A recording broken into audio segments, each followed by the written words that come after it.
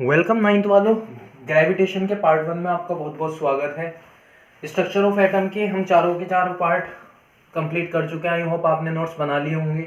अब हमें ग्रेविटेशन शुरू करना है, जल्दी से जल्दी इसको खत्म करेंगे। आप शॉर्ट नोट बनाते रहिए, आपके एग्जाम में बहुत ज़्यादा हेल्पफुल होंगे, ठीक है, रिवीजन के लिए। चलिए शुरू करते हैं।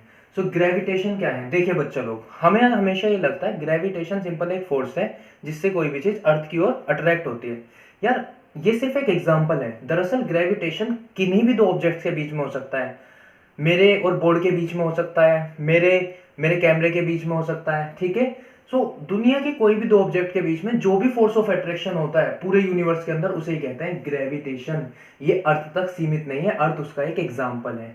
आई होप आपको समझ आ रहा होगा मैं क्या कहना चाहता हूँ। सेकेंड पॉइंट देखिए, gravitation may be the attraction of object by the earth. यही मैं समझाना चाहता था कि जो ग्रेविटेशन अर्थ पे है ना, वो एक एग्जाम्पल है ग्रेविटेशन का।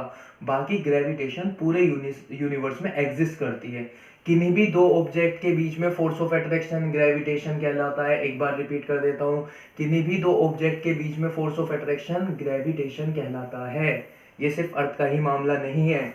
अब देखिए, ये जो है ना, यहाँ से ये जो नियम लिखा है, ये जो लॉ लिखा है, इसे हम वैसे तो मतलब अभी पढ़ेंगे। ये इसलिए दोबारा भी पढ़ना हमें क्योंकि सबसे महत्वपूर्ण पार्ट, सबसे इंपॉर्टेंट पार्ट इस चैप्टर का यही होता है, the law of universal of gravitation. क्या लॉ है ये, क्या है इसमें? तो देखिए, ये क्या कहता है, ये कहता है जो ये फोर्स है ना ग्रेविटेशन, ये डायरेक्टली प्रोपोर्शनल होती है product of masses of the object. यानी दो मासेस के प्रोडक्ट के डायरेक्टली प्रोपोर्शनल होती है। एंड इनवर्सली प्रोपोर्शनल होती है to the square of distance. Inversely proportional होती है to the square of distance.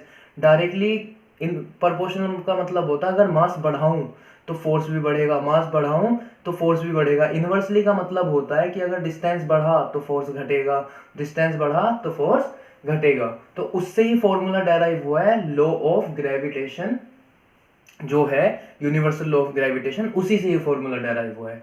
I hope आपको ये समझ आ रहा होगा। आप एक बार इस डेफिनेशन को पढ़िए, कोई भी क्वेरी होगी कमेंट में बता दीजिएगा, वो मैं रिजोल्व कर दूंगा। सो एग्जांपल्स क्या क्या है? एग्जांपल है it is a body.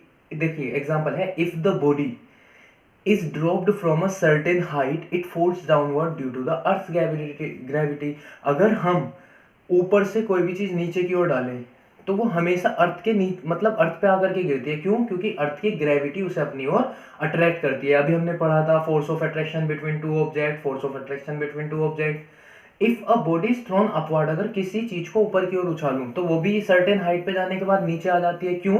Again earth gravity. किसकी वजह से? Earth gravity. जहां जहां ये लिखा है अर्थ ग्रेविटी, अर्थ ग्रेविटी, इसको नोट कर लीजिए, ठीक है। ग्रेविटेशन में be the attraction between object in the outer space. मैंने बताया ना, ओनली अर्थ का नहीं होता, दुनिया के, पूरी दुनिया, पूरा ब्रह्मांड, हर जगह ग्रेविटी एग्जिस्ट करती है, ठीक है। Attraction between the earth and moon. देखिए आउटर स्पेस में कहाँ हो रहा है? Attraction between the earth and moon, इन्हीं की वजह से टाइड्स आते हैं, ठीक है। Attraction between the sun and planets, attraction between the sun and planets, इन्हीं की वजह से सारी चीजें स्टेबल भी हैं। ग्रेविटी, उसके एग्जांपल्स देख लीजिए। ग्रेविटी क्या है? एक नेचुरल फोर्स है जो क्या करती है? Pulls all objects toward the centre of earth. बहुत इंपॉर्टेंट पॉइंट है, फिर से सुनिए।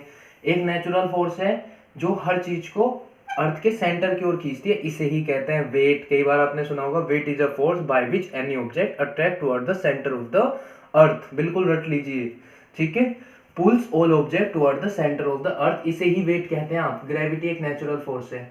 मून जो कीप्स द मून ऑर्बिटिंग, जो मून ऑर्बिट कर रहा है ना अर्थ की, वो किसकी वजह से कर रहा है? ग्रेविटी की वजह से। किसकी वजह से कर रहा है? ग्रेविटी की वजह से। It holds star together. हमेशा देखिए, स्टार्स हमेशा एक गैलेक्सी के अंदर प्रेजेंट होते हैं, ठीक। सो किसकी वजह से वो इस गैलेक्सी में प्रेजेंट है? ग्रेविटी की वजह से। स्टार्स किसकी वजह से होल्ड है गैलेक्सीज में? ग्रेविटी की वजह से। ये गैलेक्सीज को बाइंड करके रखता है, ये गैलेक्सीज को बाइंड करके रखता है कौन? ग्रेविटी। बहुत बहुत बहुत सालों तक, बिलियंस ऑफ ईयर्स तक, ठीक है।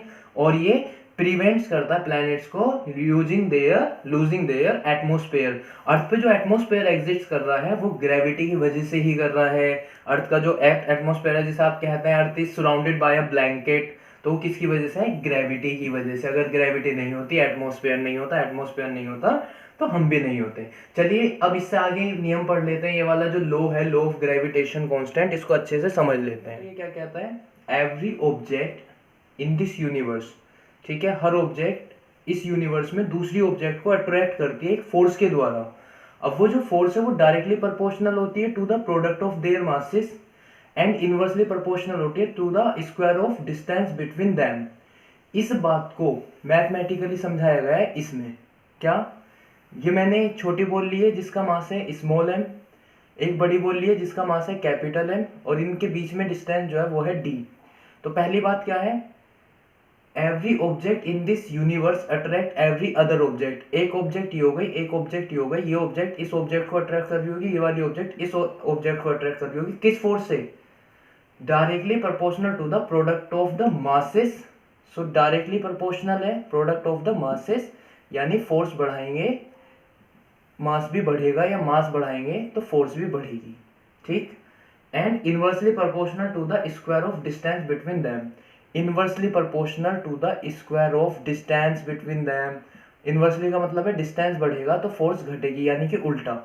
दोनों को कंबाइन करूं तो force is directly proportional to capital M and small m, and upon में क्या है? d स्क्वायर, यानी इसके इनवर्सली है, इसके डायरेक्टली प्रोपोर्शनल है। आगे ये कांस्टेंट ले लिया g, साइन ऑफ प्रोपोर्शनैलिटी को रिमूव करने के लिए, तो F equal to capital G capital M small m d square. इस g के बारे में यहाँ पे दे रखा है। ये जो SI यूनिट है ना कैपिटल G की, वो है न्यूटन मीटर स्क्वायर अपॉन में kg स्क्वायर। ये कैसे आई देखिए, d स्क्वायर को इधर भेज दीजिए तो फोर्स इंटू डी स्क्वायर हो गया, दोनों कैपिटल M को नीचे भेज दीजिए क्योंकि मल्टीप्लाई में है। तो न्यूटन d स्क्वायर है तो मीटर स्क्वायर, और डिवाइड में 2m है तो बटे में kg स्क्वायर। तो न्यूटन मीटर स्क्वायर पर केजी स्क्वायर। और इसकी जो वैल्यू होगी वो फिक्स्ड होती है क्योंकि ये कांस्टेंट है, हर न्यूमेरिकल में हर जगह पे इसी वैल्यू का यूज करना, जो कि है 6.67 इंटू 10⁻11 यूनिट है न्यूटन मीटर स्क्वायर पर केजी स्क्वायर, ठीक है। अब देखिए जो स्ट्रेंथ है ना ग्रेविटेशनल अट्रैक्शन की, भाई वो दो फैक्टर पे डिपेंड कर रही है। अभी हमने देखा मास पे और डिस्टेंस पे। So between two object depends on two factor. कौन कौन से? How big the objects are, objects कितनी बड़ी है, इसका मतलब यही तो हो गया कितना मास है, जितना ज्यादा मास होगा उतना ज्यादा फोर्स ऑफ अट्रैक्शन होगा। How far apart they are, वो कितनी दूरी पर है, यानी डिस्टेंस बिटवीन देम। अब एक छोटा सा टॉपिक डिस्कस करते हैं जो कि है फ्री फॉल। बहुत आसान है, बहुत ईजी है समझना। विद नेग्लिजिबल एयर रेजिस्टेंस, इसका सीधा सीधा मतलब फ्री फॉल का ये होता है कि भाई आप है ना सारी फोर्सेस हटा दो और किसी भी ऑब्जेक्ट को फॉल होने दो under the action of only gravity. Repeat my words, under the action of only gravity, that is known as free fall. With negligible air resistance falling object can be considered freely falling. किसके influence में? Only in the gravity. सिर्फ उस पर एक ही force लगी हो, वो हो फोर्स ऑफ ग्रेविटी, उसे कहते हैं free fall. So bye bye, take care. I hope यहाँ तक आपको समझ आ गया होगा। मिलेंगे अगली वीडियो में। जय हिंद, जय भारत।